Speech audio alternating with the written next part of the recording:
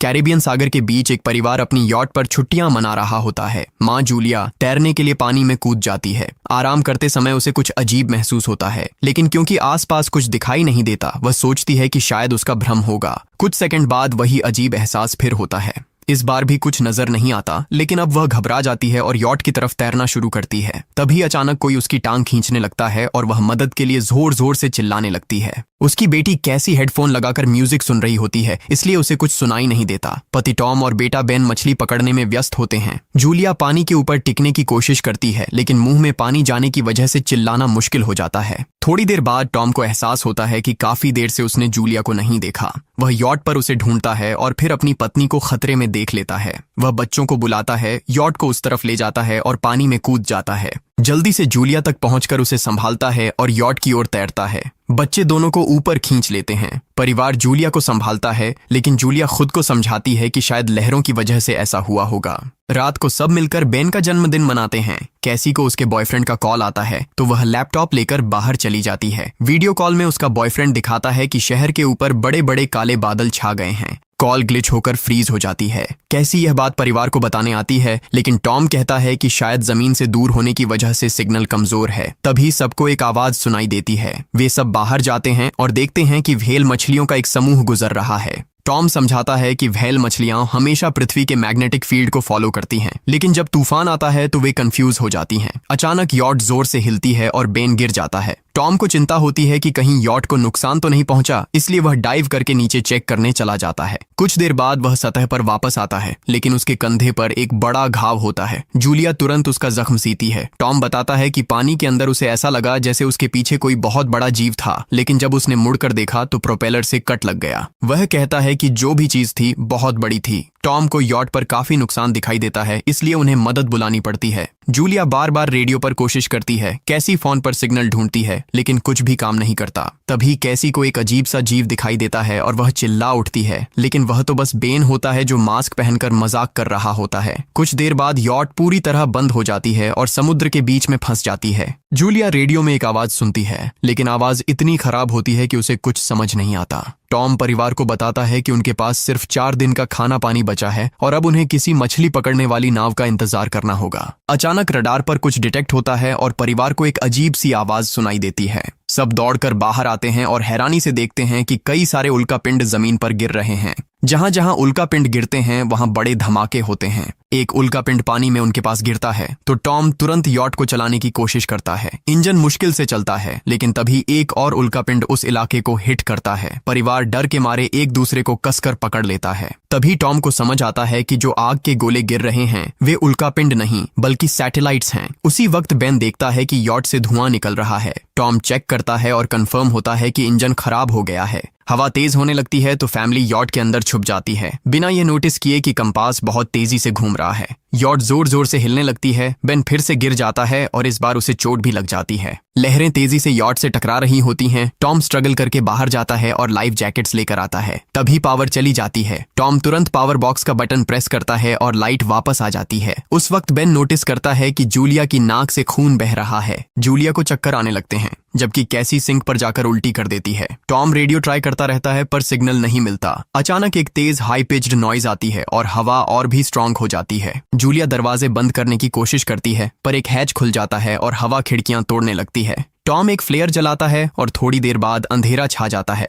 अगली सुबह family shock में उठती है कि वो स्टॉर्म से बच गए हैं, लेकिन यॉट आधी तबाह हो गई होती है। जब वो बाहर आते हैं तो देखते हैं कि समुद्र का पानी गायब हो गया है और यॉट अब जमीन पर अटकी है। सब ये देखकर शॉक में आ जाते हैं। कैसी सिग्नल चेक करती है पर नेटवर्क बिल्कुल डाउन होता है। बेन 2 मरे हुए केकड़ों से खेलने लगता है। टॉम कंपास चेक करता है और देखता है कि वो उल्टा हो गया है। ये आखिरी बार 7 लाख साल पहले हुआ था। कैसी को लगता है कि उसका बॉयफ्रेंड मर गया होगा और वो टूट जाती है। जब जूलिया उसे समझाने आती है तो कैसी उसे दूर कर देती है और छुपने चली जाती है। जूलिया और टॉम बची हुई सप्लाईज देखते हैं। बेन अपने बर्थडे बलून्स एक पत्थर से बांध देता है ताकि शायद कोई बचा हुआ सर्वाइवर देख ले। टॉम फिर रेडियो ट्राई करता है और इस बार एक आदमी से कनेक्शन हो जाता है। उसका नाम नाव होता है और वो एक सबमरीन का कैप्टन होता है। उसकी सबमरीन भी लैंड पर अटक गई है। वो कंफर्म करता है कि मैग्नेटिक पोल्स रिवर्स हो गए हैं, इसलिए ओशन पीछे हट गया है और जमीन डूब गई है। वो कहता है कि उसने अभी तक और सर्वाइवर्स नहीं देखे और कम्युनिकेशन सिस्टम सिस्टम्स बिल्कुल डाउन हो गए हैं। वो मजीद ये भी कहता है कि पोल्स फिर रिवर्स होंगे और शायद एक हफ्ते में समुंदर वापस आ जाएगा।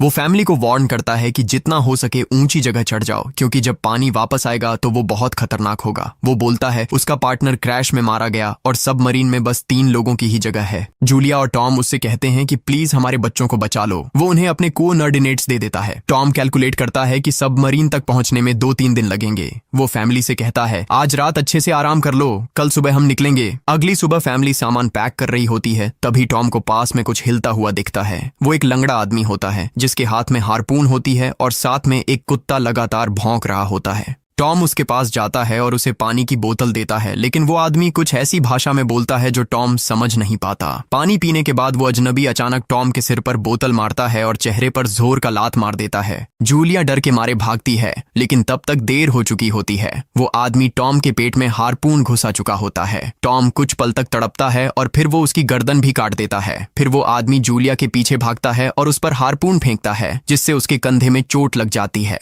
जूलिया दर्द सहते हुए यॉट के अंदर भागती है और बच्चों को बोलती है कि छुप जाओ। वो दरवाजा लॉक कर देती है। कैसी और बेन सोफे के अंदर घुस जाते हैं। जूलिया उन्हें फ्लेयर गन पकड़ाती है और खुद एक चाकू लेकर बाथरूम में छुप जाती है।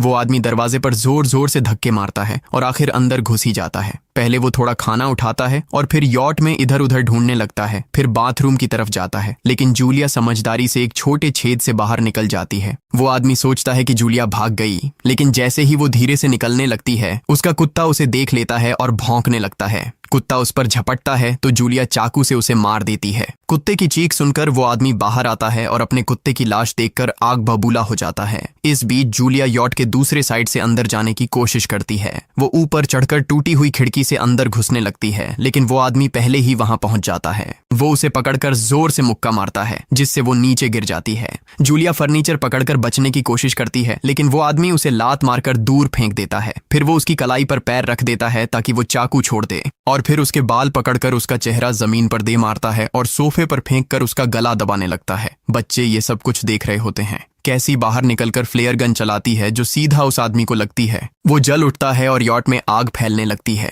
बच्चे तुरंत भाग जाते हैं, लेकिन जूलिया वापस आती है। वो उसे एक किक मारकर गिराती है, मैप और बैग उठाती है और वहां से भाग जाती है। बेन और कैसी अपने पापा के पास जाकर रोने लगते हैं। जूलिया भी उनके साथ बैठ जाती है और तीनों मिलकर आंसुओं के साथ टॉम को आखिरी अलविदा कहते हैं। तभी वो डरावना आदमी फिर यॉट से बाहर निकल आता है तो फैमिली फिर से भागने लगती है। कुछ ही देर में यॉट एक बड़े धमाके के साथ उड़ जाती है। थोड़ी दूर चलने के बाद वो लोग एक छोटे से झरने के पास रुकते हैं ताकि थोड़ा आराम कर सकें। कैसी सोचती है कि शायद वो पागल आदमी उनके पास गुब्बारे देखकर आया था। ये सुनकर बेन खुद को कसूरवार मानने लगता है। जूलिया उसे समझाती है कि इसमें उसकी कोई गलती नहीं थी और सबको आगे बढ़ने को कहती है, क्योंकि वो आदमी अभी भी उनके पीछे है। रास्ते में एक छोटे तालाब के पास बेन एक मरी हुई हैमरहेड शार्क देखकर हैरान रह जाता है। तभी जूलिया नोटिस करती है कि वो आदमी फिर उनके करीब पहुंचने वाला है। सब लोग दौड़ पड़ते हैं और एक रेत के टीले से नीचे गिर जाते हैं, जहां उन्हें जहरीला कचरा दिखाई देता है। फैमिली सावधानी से उसे पार करती है और लगता है कि उन्होंने उस आदमी से पीछा छुड़ा लिया है। चलते चलते उन्हें बड़े बड़े मरे हुए सी एनिमल्स और समुंदर के नीचे जमा हुआ सारा प्लास्टिक दिखने लगता है। बेन धीरे धीरे चलने लगता है तो जूलिया समझ जाती है कि वो डिहाइड्रेशन के करीब है। वो सबको रुकने को कहती है। जब वो पानी की बोतल देखती है तो उसे झटका लगता है। बोतल में पानी लगभग खत्म हो चुका होता है। कैसी को एहसास होता है कि शायद उसने बोतल ठीक से बंद नहीं की थी। जूलिया गुस्से में चिल्लाती है कि उसकी लापरवाही की वजह से पानी खत्म हो गया। कैसी जवाब देती है, क्या फर्क पड़ता है, वैसे भी हम बचने वाले नहीं हैं। दोनों के बीच लंबी बहस होती है, फिर भी फैमिली आगे चलती रहती है। कुछ देर बाद उन्हें एक क्रैश हुआ प्लेन मिलता है। अंदर कुछ हिलता डुलता देख सब डर जाते हैं, लेकिन वो सिर्फ कुछ पक्षी होते हैं। फैमिली तय करती है कि रात यहीं प्लेन के अंदर गुजारेंगे। वो थोड़ा सा स्नैक शेयर करते हैं और जूलिया को टॉम की जैकेट में एक फैमिली फोटो मिलती है, जिसे देखकर उसका दिल टूट जाता है। कैसी पूछती है, मॉम आप और डैड की लव स्टोरी क्या थी? जूलिया मुस्कुराकर बताती है, टॉम हॉस्पिटल में मेरा पेशेंट था। फिर एक दिन उसने फूल और एक प्यारी सी कविता देकर अपना प्यार जताया था। रात के बीच में कैसी प्लेन से बाहर जाती है। तभी वो डरावना आदमी उसे पीछे से पकड़ने की कोशिश करता है, लेकिन जूलिया अचानक पीछे से उस पर टूट पड़ती है और बार बार चाकू से वार करके उसे मार देती है। कैसी अपनी माँ को गले लगाकर शांत करती है। अगली सुबह उस आदमी की लाश पर कीड़े गुंड पड़े होते हैं। फैमिली नोटिस करती है कि उसके शरीर पर कई काटने के निशान हैं, मतलब इस एरिया में कोई खतरनाक जीव छिपा हुआ है। जैसे ही वो लोग वहां से निकलते हैं, केकड़े उसके मुंह से बाहर निकल आते हैं। कुछ घंटों बाद जूलिया और कैसी मैप देख रही होती हैं, लेकिन बेन धीरे से आगे निकल जाता है। जूलिया चिल्लाती है, रुक जाओ, लेकिन बेन एक तालाब में झुककर पानी पीने लगता है। जूलिया तुरंत उसे खींचकर बाहर निकालती है और समझाती है कि अनजान पानी उसे बीमार कर सकता है।